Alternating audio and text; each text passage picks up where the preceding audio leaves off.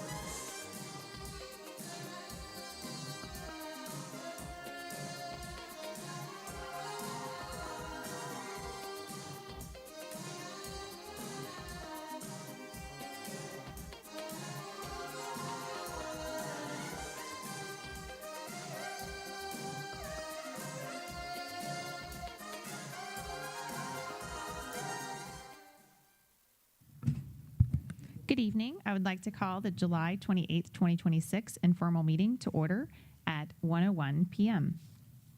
An informal meeting of the school board has been scheduled for general discussion amongst board members on educational matters. Today, joining us is Dr. Danielle Thomas of Sunrise Consulting Group, who will provide a legislative update. Following her presentation, the board will discuss both the Florida School Board Association legislative platform and the district's legislative platform. Good evening. Welcome. Hey, how are you? Thank you Good. so much. My apologies for not being able to be there in person like usual, but really appreciate everyone's flexibility and letting me hop on here this afternoon virtually. So nice to see all of you. Nice to see you. Nice to see you too. I just, thanks.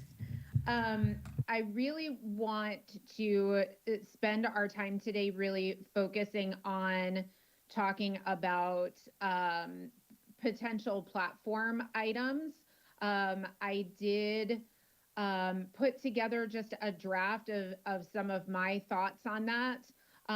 But just very quickly before we start, did just want to highlight a couple of things from the multiple sessions that we had this spring legislatively. The biggest piece that I know many of our school boards and school districts are working through, the biggest piece of legislation was what we typically referred to as the school board Bill of Rights.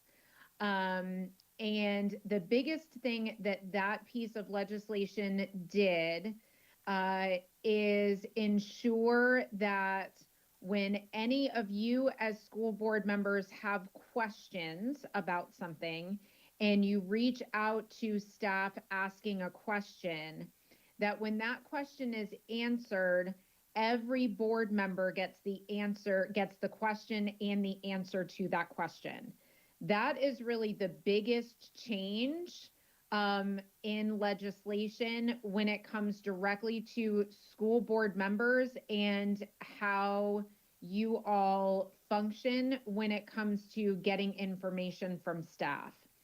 So I specifically point that out because that is the biggest piece that many school districts are still working through as far as what the implementation for that looks like. Right now, what typically happens in a lot of our districts, and I know Hernando is not very different in this way, is especially for you who have been on the board for a little bit, you know who to go to get an answer to a question, right? If you have a particular question about curriculum or something about assessment or something about ESE, you know who to go to and to get that answer. But what many districts are now finding is that they are having to change their system or even implement a system in which they are going to use to ensure that not only do you get the answer to the question, but that all of your board members get that same information as well. So just be aware that change, if you haven't already seen it be implemented within the district, that is coming. I know many of our districts are still working through what that's going to look like to ensure that change happens. But that is a big change that I want to make sure I pointed out to you when it comes to what we saw come out of this past legislative session. Obviously, we saw several other changes as well. And of course, the budget coming through late May, early June,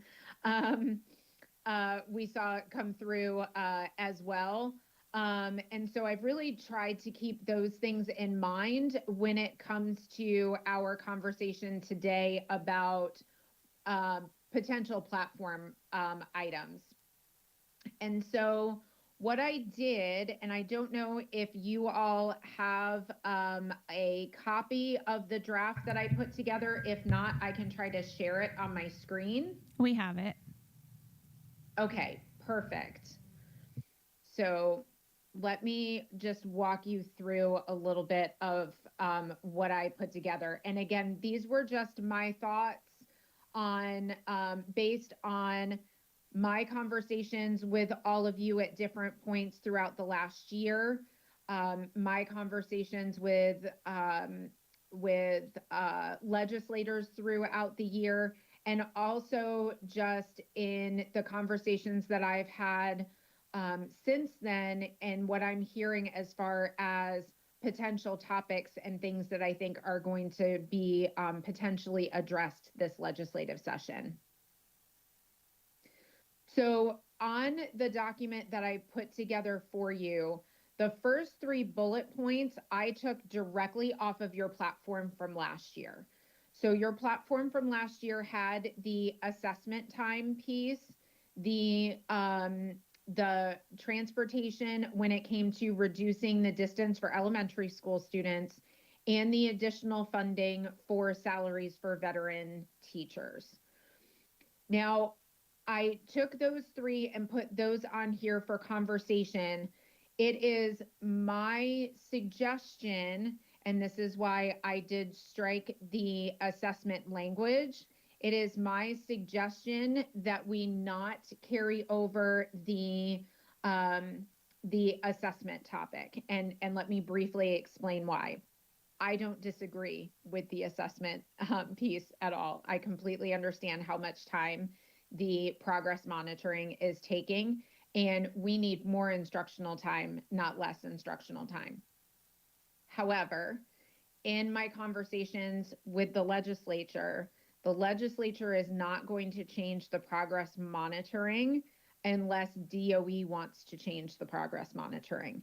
And DOE does not have any interest in changing the progress monitoring because they feel, 1, that it's been successful, and 2, that this was a long time in coming based on feedback from families, parents, and districts over many years about the implications of that one test at the end of the school year, which is why they moved this last time to the progress monitoring. Everyone understands and acknowledges that it does take a little bit more time than the just one big test at the end of the year. But the feeling is that the benefits are outweighing that. And so there is currently no appetite amongst those who would frankly need to lead the conversation in making any changes to the current progress monitoring system. So while you are welcome to leave it on your platform, I just want to caution you that it is one of those topics that we kind of refer to as dead on arrival. It's not going to spark much conversation. It's not going to move the needle. So again, completely up to you. I just wanted you to have that information and that background as you consider that as an item. Okay. Ms. Rodriguez has a comment or question. Sure, I do agree. We've had that on here for some time now. And if it's going to be DOA when it comes to all of legislative, if they're not going to do anything with it, there's no point in continuing to leave this here. Mr. Johnson? I would love to see the testing of testing the students to evaluate the teachers in the schools, either incorporated into the final exams or done away with. That double testing just takes too much time at the end of the school year. And that's what I oppose. By the way, we have 1 hour for this session, so we got to keep it moving. I would assume you'll continue to brief us. If you see a change in this, then we can go back to that. But at this moment, I don't see a reason to continue. So do you want to go over the rest of these? I do have something I want to add. Are you asking us to add today, or you just want to go over these today? I just would like to go over and provide you with my thoughts on what I drafted here, and then really I leave it to you as far as, and I'm happy to listen to as much of the discussion as I can. I need to dip out a little bit before 2 o'clock, but happy to then talk through any additional thoughts that you have. Okay, so why don't you proceed with the ones on this page, and then if we have additional time, we can chime in. Thank you. Great, perfect, thank you. So again, the next two that you see here are the ones that have been on the platform. I have had great conversations about these two items. There has been a lot of conversation over the last several years about transportation and different areas and pieces around transportation, funding always being one of those items. But this has been a great discussion point. So I don't know how much we can get it moving, but I do definitely think that it's worth leaving it here for the conversation, because it won't come up otherwise unless we're asking. And it has generated some really great conversation. The third one about increasing veteran teacher salaries. Of course, we did see some movement on that in the budget this year. And the legislature does understand that there probably needs to be continued conversation in that area because of the compression that we still have from raising the base teacher salary and the compression that caused over the last several years. So I do see the legislature continuing to have that conversation specifically focused on the veteran teachers. So I do think it's beneficial to leave that one as part of the conversation.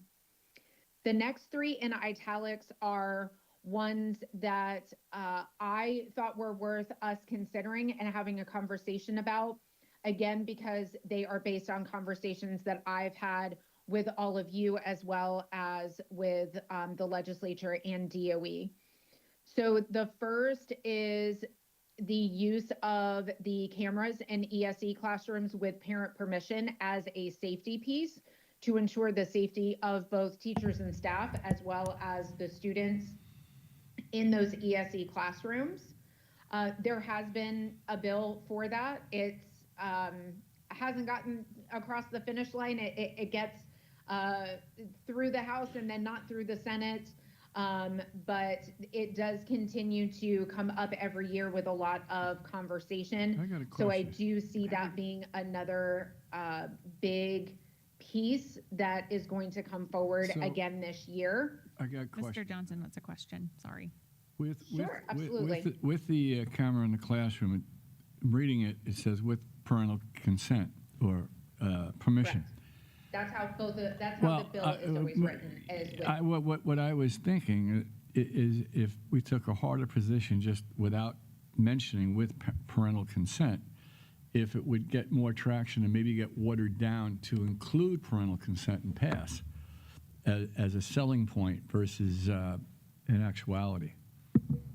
It's not Responsive. passed because So of funding. the legislation as filed the last several years always starts with parent permission or with parental consent, because the legislature won't consider it without that language. And I agree with the legislator on that. I think it's the parents have to be involved and it has to be consented by the parents. I don't disagree, but I was thinking more in the line of like negotiating, and you know how things go when something goes into the legislature, it gets manipulated and changed and gets watered down. So if you start with a stronger position and it gets watered down, maybe it'll get watered down to where it needs to be. But last year, it didn't pass because of Senate. And Senate, when I talked to them, didn't pass it because House took budget out of it, and they weren't happy with not funding the schools to put it in, and that's why it didn't pass last year. But the parent permission has to be there, along with how does that work if some parents are okay with it and some aren't in a classroom? Classes. You'd have to have two classes. Not necessarily. It depends on, and again, some of this has been in previous iterations of the language. So there has been conversation about it either being separated to where if they are in agreement, like those are all in one classroom, and then if not, but it has also come up as far as then the parents are aware that it is there, but it can only be pulled and used focused on the students that have signed the consent. All right, Mr. Pinder has a comment. My only complication with that is that's not how we operate any other camera in our schools. So if I have a camera in the hallway, I don't You have still to hear me? have. It looks like it froze. You're good. Can you hear me now? You're good on our end. Can you hear us? Apparently not.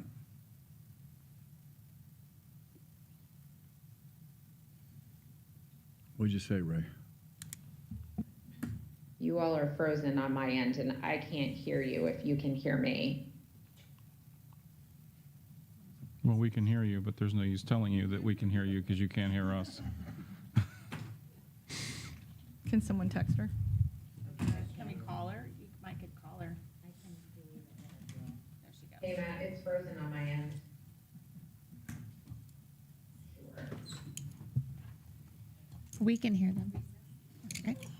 At this time, at 1:17 p.m., we're going to take a quick recess.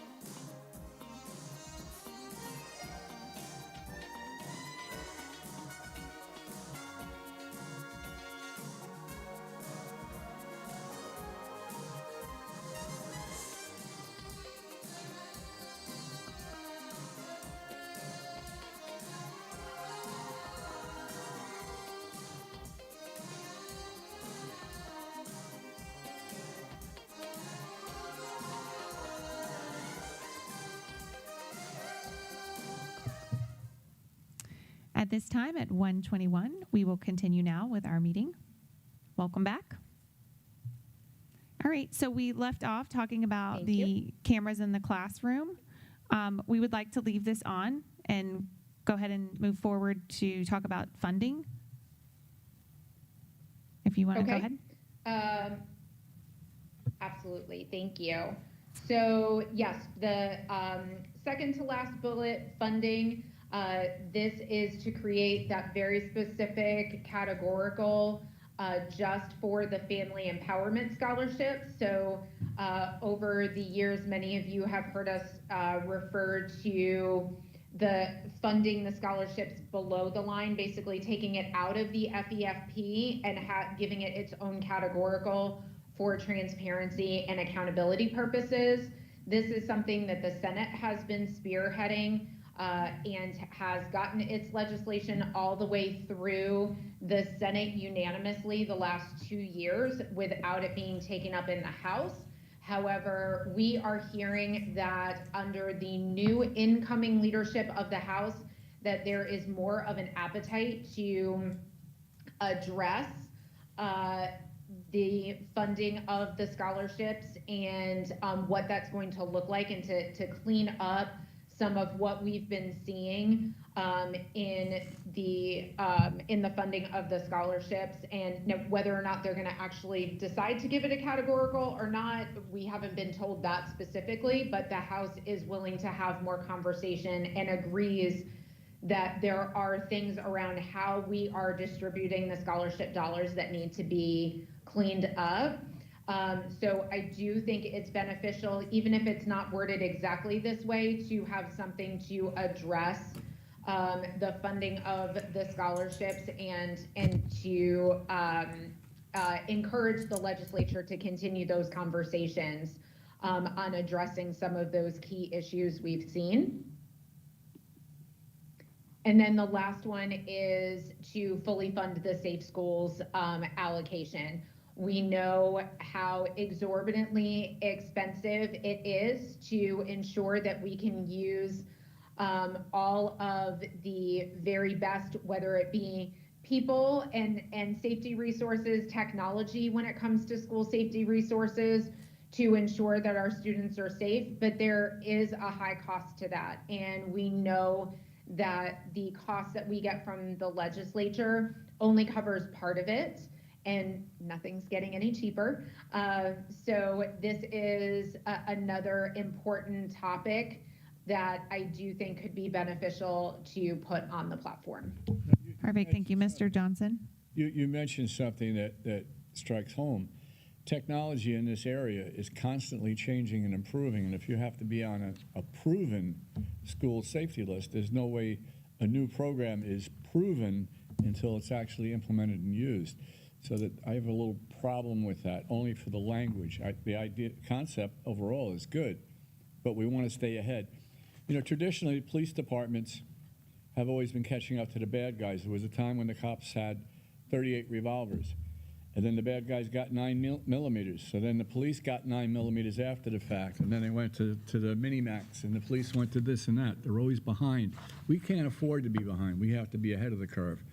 So I don't know if the language is right, because I just object to the word proven school safe resources, safe school resources. I think there should be a way to incorporate new stuff and programs. Danielle, Ms. Bonzik? I have a question for you. On our veterans Sure. teacher, is there any way to add, like, for ESE teachers to, you know what I'm saying? Like, we're a shortage. Everywhere's a shortage for ESE. So I don't know. Are you specifically referring, Michelle, to ESE teachers, or are you thinking more like expanding it to veteran staff? I don't know how to Our do it. staff would say veteran staff, but Right. we also have discussed maybe additional pay, like an extra pay for being an ESE SE teacher. They have Like to this- dual certify. They Right, they extra. Or a para, even in the same classroom. Well, that's something we can do, I think, as a district to an So extent. those are two separate but- things that we're but- really discussing. What I'm saying is, like, we want to retain our veteran teachers, but we also need to retain our ESE teachers. And nowhere does it say, I mean, yes, most of the time ESE teachers are, it's their heart, right? That makes them the ESE teacher.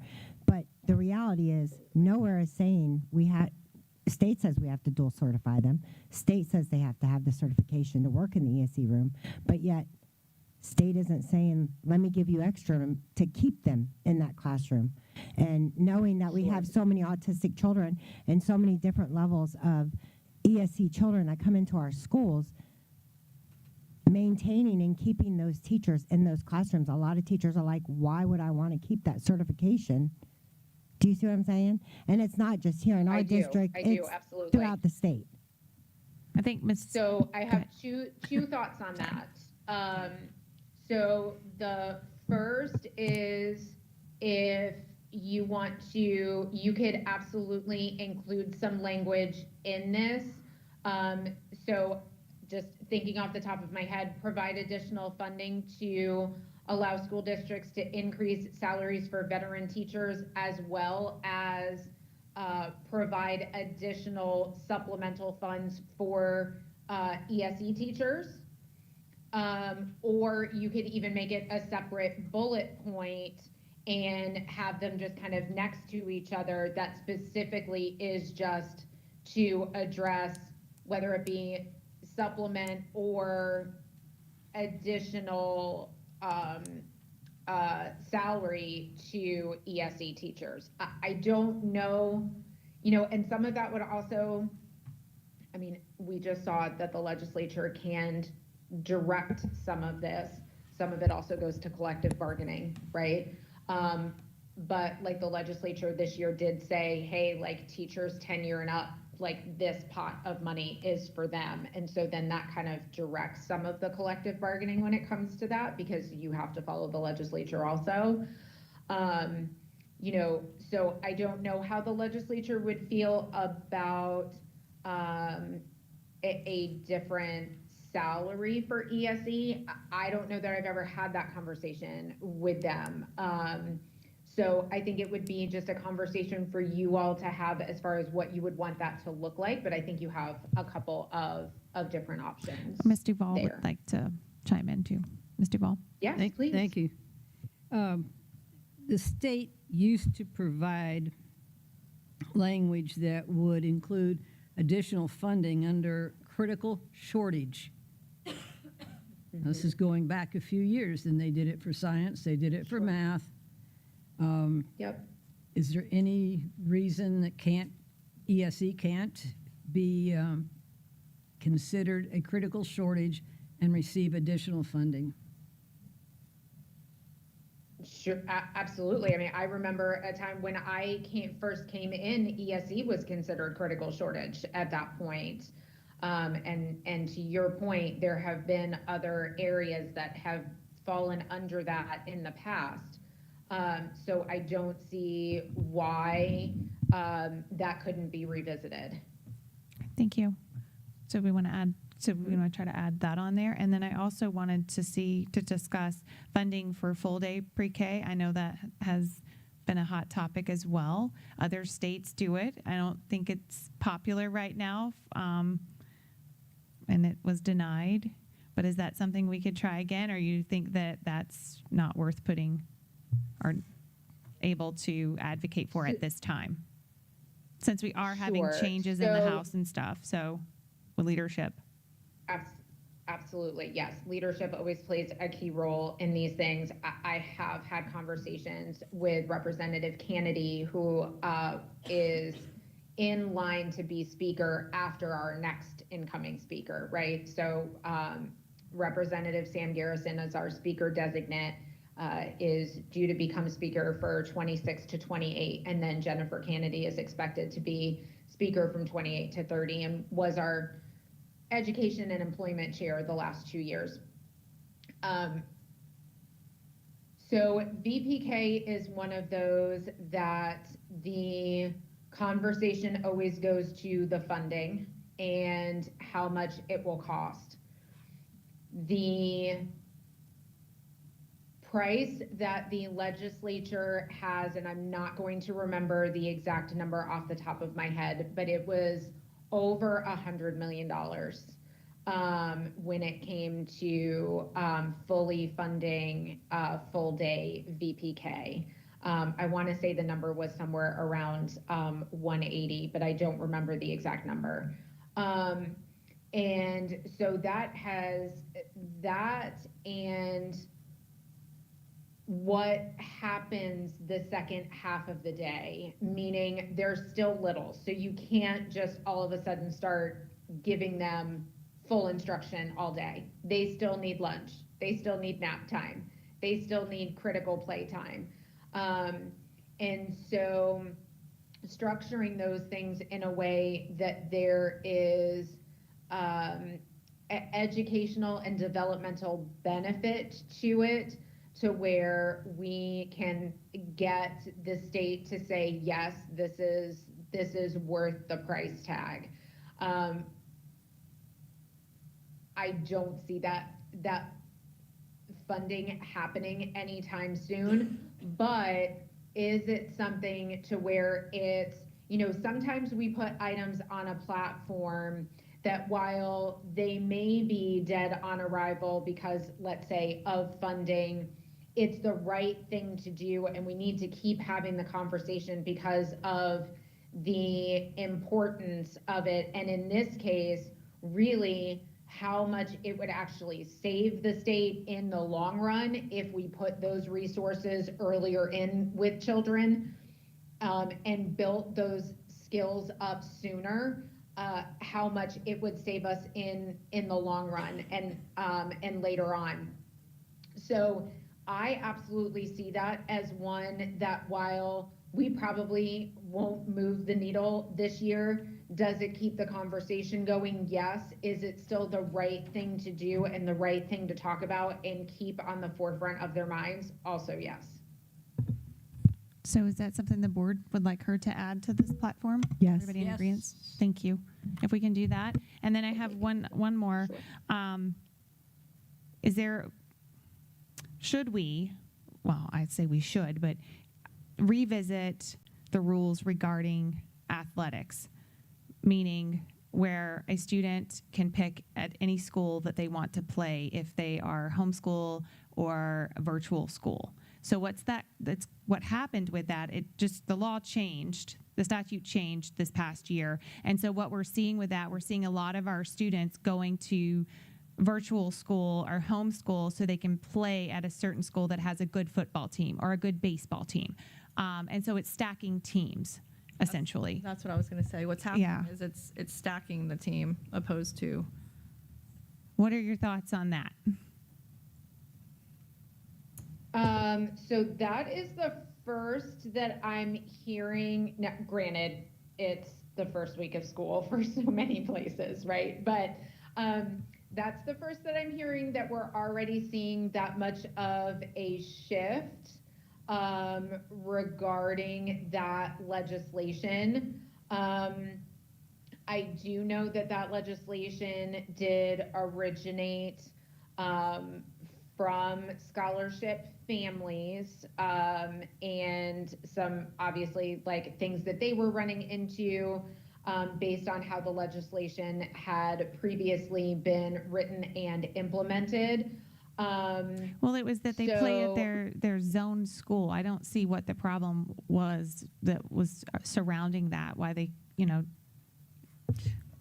can't still play at their zone school instead of hand-picking what school. Yeah, I mean, it's we not- have seniors that are pulling out their senior year and doing virtual school so they can play at the best high school football, baseball, so they can get noticed and so they can have an opportunity to go to college. I can see the pros and the cons on both of that. But essentially, it's a disadvantage for the student who is in their zone school and they would love to be playing on a different team, that the team is more robust and that they can go further, but yet they can't. So I think that it's hard because then you have somebody that's homeschooled and they get the pick of the litter. They can pick wherever they want to go and what team they want to play for.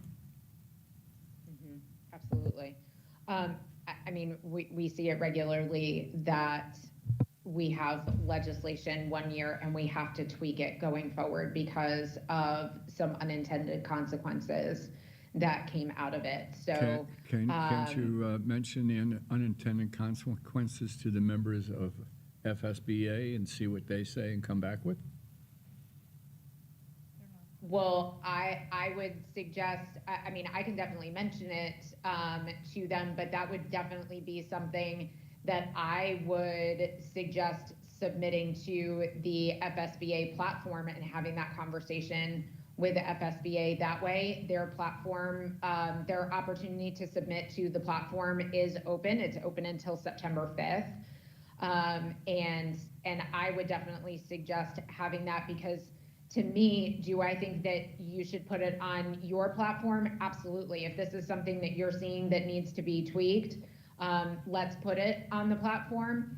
But this, as well as some of the other things, I also think are very appropriate because there's statewide issues to submit to FSBA as well, to have that broader reach and that broader voice as well. So does the board agree to add this to the platform? Yeah. I would like to add it and Yes. also reach Yes. out to FSBA before the deadline and get them to also put it on their platform. It'd be good to get it circulating, because if we get more pushback from across the state, a better chance of it going forward. I agree.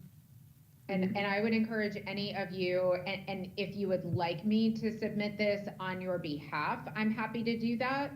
But any of you can also, I know Joe McGee from FSBA sent out the link last week. I also included it in my Friday email to all of you last week, that link directly to be able to submit to FSBA, and that link is good until September 5th.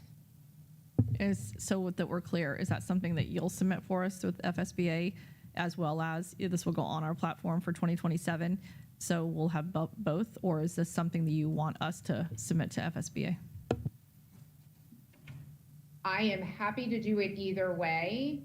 I do think, having been through that process multiple times and having run that process, it is more powerful when it comes directly from the school board members that those are submitted. Okay, we'll make sure that we do it, and then we'll keep it on the platform with you as well. Absolutely, I'll add it. Put your microphone on. Oh, I'm sorry. Sorry.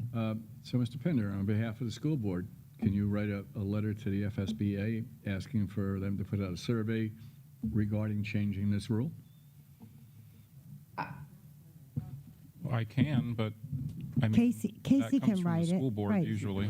Casey can write what she wants added for the platform. That's what it is. It's not not a a survey. survey. Oh, I'd like to see a survey go out. This way we know it goes to all the school districts. They won't do that. I would suggest,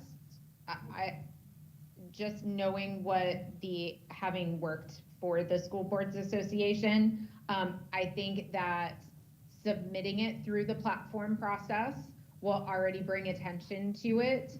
And then if you have conversations with school board members in other districts and they are having the same issue, encouraging them to submit it as well, because when it shows up from multiple different areas from different school board members on that platform spreadsheet that link generates, that always jumps off the page as to things that need to be addressed. Thank you for that information. We will definitely reach out to other board members. Appreciate that. Board, do you have any further Absolutely. suggestions, comments? Okay, I think we are finished, unless you have anything else for us. I do not. So if it's okay with all of you, if you would like, I am more than happy to update the draft and send that over to all of you for you to take a look at, and then you all can make any updates. If there's any little wording changes you want to make, I'm sure Aaron and I would be happy to work on that. But I will go ahead and update this draft and get that over to Aaron to distribute to all of you to have you look at, and then let you all take it from there as far as formally approving it once the wording is how you would like it. Perfect. Thank you so much. Superintendent Pender, do you have any? You're very welcome. Okay. All right. Thank you so much for being here. Thank you. You're very welcome. Thank you, and I look forward to seeing you all in person next time. All right. Thanks.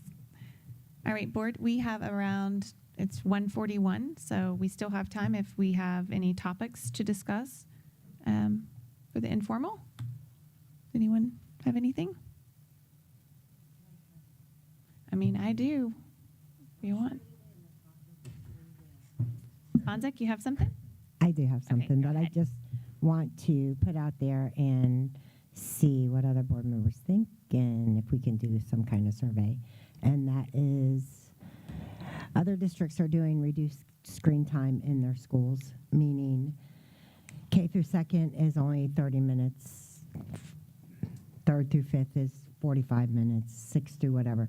They're limiting the amount of screen time our kids are inside our schools. I don't want to micromanage our schools, but I would like input from our teachers and our staff if they feel that it would be more beneficial that we did have a limit on screen time and make it more so they are able to be hands-on and more teaching. Like, I think that Hillsboro's done it now, Pasco's done it. There's a few schools that have actually made the policy that they will limit the screen time. Me as a parent, screen time's great. Kids have to learn, right? How to use computers, different things. But I also know with my son and daughter both being in school still, that sometimes they are on the computers more than I would like them to be. And then when they come home, even through elementary, I remember many days of my kids coming home, my littler kids, not my older kids, because we didn't have all this when my older kids were here. Come home and sit on iReady for 15 minutes for math, 15 minutes for reading, then have spelling, then have this. And I'm not against homework, but screen time all the time. And then the next thing is screen time when we depend on it all the time and we have glitches. We're not really able to work with our children and teach our children. And to me, sometimes kids actually just need that paper and book and not a computer screen. So I actually saw the two articles from Pasco County and Hillsborough County regarding this, and I said it would be interesting for us. I sent it to our assistant superintendent and the superintendent and said it would be very interesting to track and see, you know, how their scores, if their scores changes, get their input. I also reached out and asked, could we, as a board, have an idea of how much screen time we already have scheduled? Because from speaking with our assistant superintendent, I was told our times, what they implemented in Pasco County is pretty close to what we already have implemented here, but it would be great as a board for us to know that, see that, and have that in front of us, and to reach out to our teachers and find out their input on how much screen time, the information we receive from the district on how much screen time, you know, that they're doing, to reach out and compare that to what the teachers have to say as well, and definitely come back to revisit this. Yeah, I agree with Mr. Johnson. Because I have some teachers I think use it too much. And like you were saying, Michelle, most people go into teaching because they want to teach, not be a facilitator. We could hire facilitators for a lot less. Not that I agree with that. We have teachers for a reason. So if we can limit the screen time or get a survey out there, maybe it'll make them more cognizant of what they do. Especially when you get into the middle and high school where the kids go from class to class. One teacher may not realize how much other time the student is spending on a screen during the day. So that, I think it has a lot of benefits if we put together a survey and get it out there and then get results back. Yeah, Ms. Rodriguez? Do we not have a gauge? We should already have a gauge anyway, I would assume. Yes, I believe our. Mrs. Michaelika and Mrs. Cropley, do we not already have something to where you guys are monitoring that? I would think we would already know. You would have a rough estimate anyway, if not a complete accurate assessment. But do you not know, like, is there seem to be a problem with usage? I haven't heard anybody complain at this moment. I agree with Mrs. Bonzik. I am a person that wants human interaction well more than screen time, but I have not heard of a problem. I haven't heard that that's been an issue with anybody. I haven't heard any parents state it. I haven't heard any students state it. I would assume, I don't know if my assumptions are correct, which we can go ahead and do the survey by all means, but I would think you guys already are up to date and up to speed on it. But I would like to assume that teachers probably are using it only as needed whenever they need to. So good afternoon, Board. I think for elementary, we have a pretty good handle on the amount of screen time that students are using.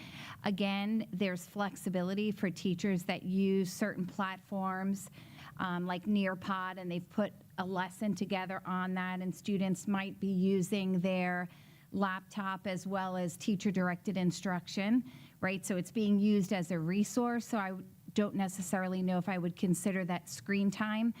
But for elementary, their minutes on iReady and other programs, we know that they should only be on iReady for a certain amount of time per day. As far as middle school and high school, we can gather that information. I don't know if there's like I can say for high school, there's an exact time that students are on the computer every day or at the end of every week, because again, it depends on those lessons that those high school teachers are using, because our high school students aren't on iReady, obviously. So it really just depends on the course that they're in and how the teacher is using the technology in their classroom. Ms. Rodriguez. What has your feedback been?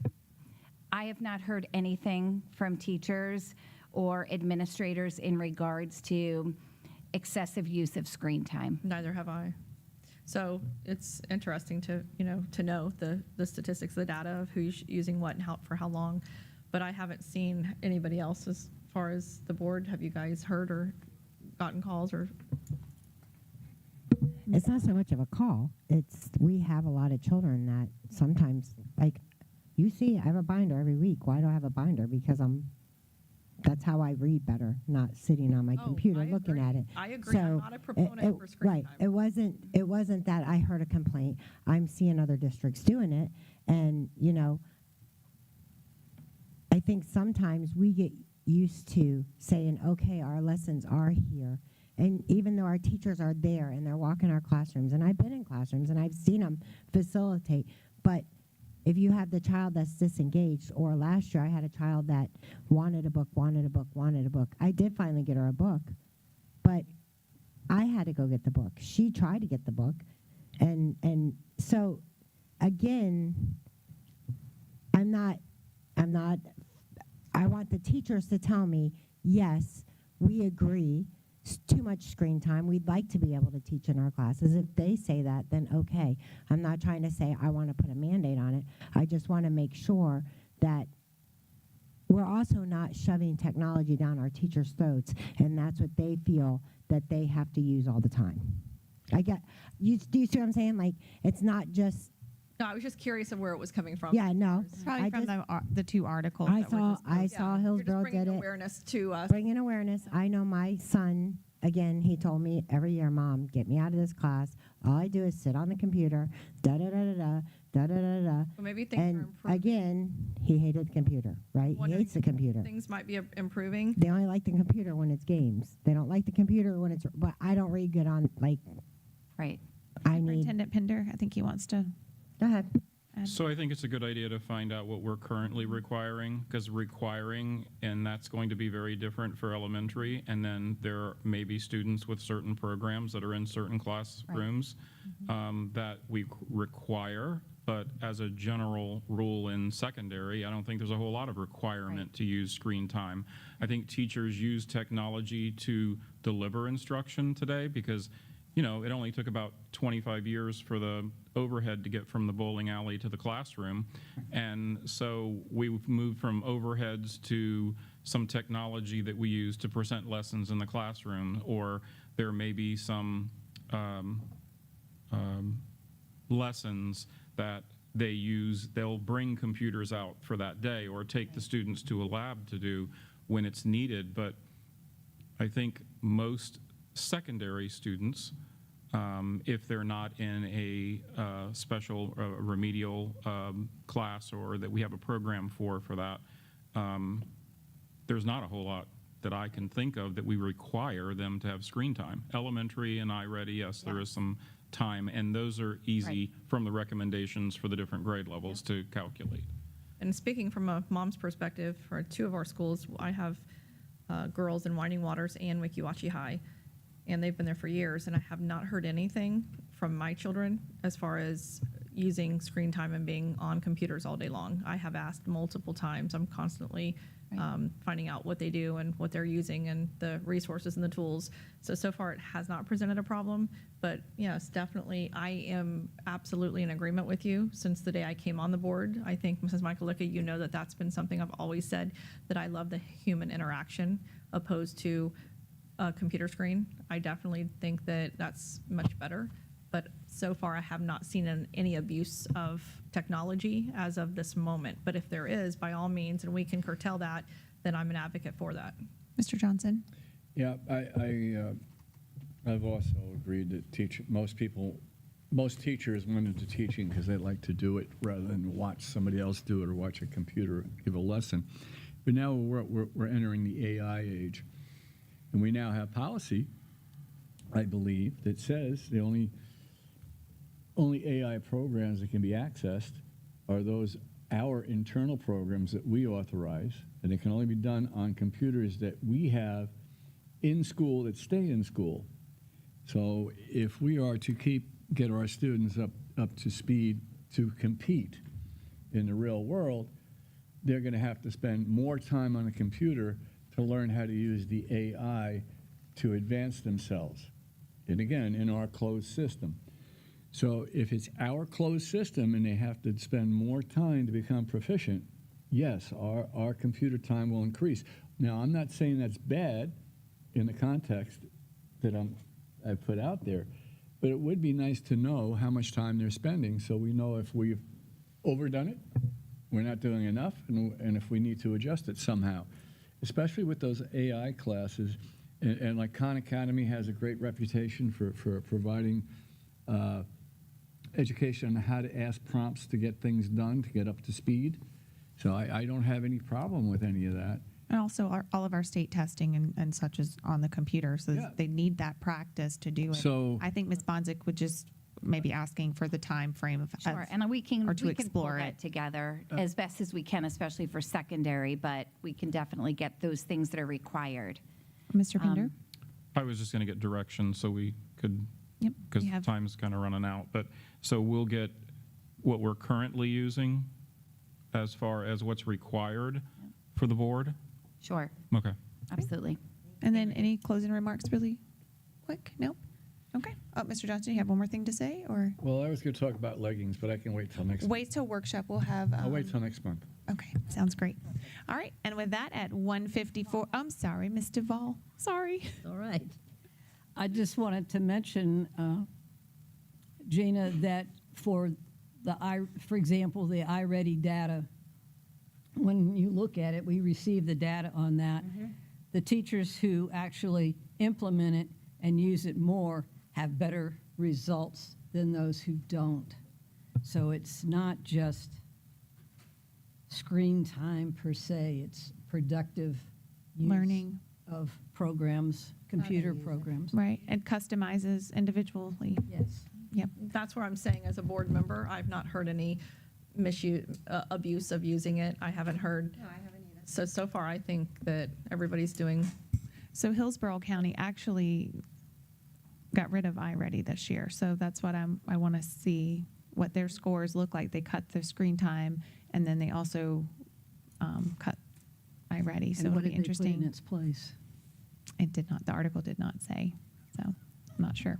Yeah, okay. But what I don't like to see is that where this future's going, to where our children are no longer using their minds to be able to write papers and to be able to navigate through using We've been headed in this direction for a long time. this chat GPT and no AI and all the above. legislation has come through at the state or federal level to help us navigate the path. This is not something that just occurred. We've been on a steady stairs Well, this. eventually our And now- computers will replace our teachers. Now we're, But the problem hope I not. have is Let's the hope not. student being able to think things through and actually come up with the concept to write a paper themselves. there was an interesting article in the Times about AI and use in classroom, and some of the comments from students themselves who do not like AI for the very reasons you are just now suggesting. They don't want to see it happening, and they won't use it. So And I agree. Mr. Johnson, No, that's it. you have finished?